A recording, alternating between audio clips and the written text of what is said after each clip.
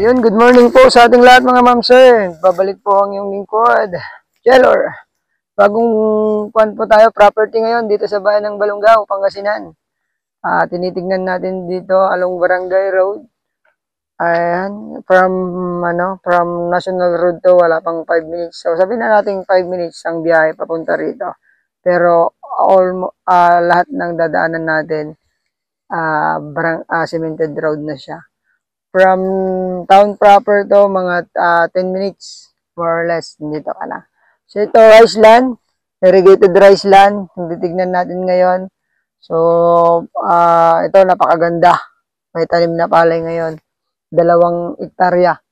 Itong daan na to papuntang San Joaquin. So ito yung titignan natin, 2.1 bro. 2.1 hectares. So estimated frontage natin to 50 meters more or less. Ito po, papasilip natin. So, yung kuryente, kung napapansin nyo yan, kabibili lang daw po yan. Tagasan niyang nakabili, bro? Taga-Ordaneta. So, medyo malaki-laki yung nabili niya. 8 hektarya daw po. Tapos, nagpapalagay na rin siya ng, mga kuryente.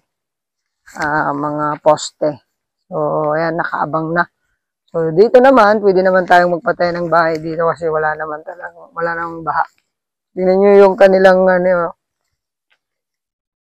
tubig. Galing po ng yan, ng irrigation Karayan.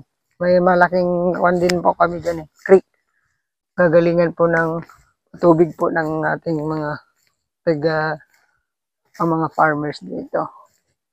So ayan, kung gusto nyo dito mag-invest dito sa bayan po namin Balungaw, ito 2 hektarya lang, maliit.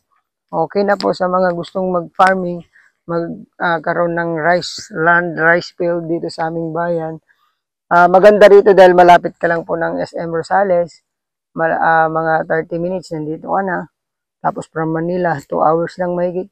Nandito ka na po sa property. Ang kagandahan po nito, napagitnaan kami ng La Union, Isabela, ganyan. Sa Baguio, mga 2 hours lang ang biyahe dito. Ito na po yung property.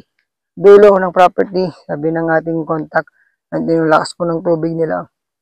Ito mga ma'am sir, pwede siyang tamnan ng palay, gulay, mais pag summer. Ayan. So, pwedeng magpatay ng bahay din dito sa harap. Tapos sa likod, mga gulay, mga hayop. Ayan, mahaba-haba to kasi doon. Meron namang farm to market doon sa dulo. Papuntang San Raimundo rin yan. Ayan po yung farm cradle. Maraming bahay doon. Ayan, farm cradle po yan. So, ang asking ni seller daw dito, sabi ni contact natin 150. Sagot nila po ang capital gains.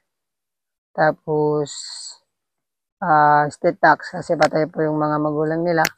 Willing naman daw po silang pumirma, sabi ng ating contact dito. Nakausap po nila. O, okay naman. State tax, sagot naman daw po nila. Ang sagot lang po ng ating kayong mga buyer ay ang pagtatransfer ng title.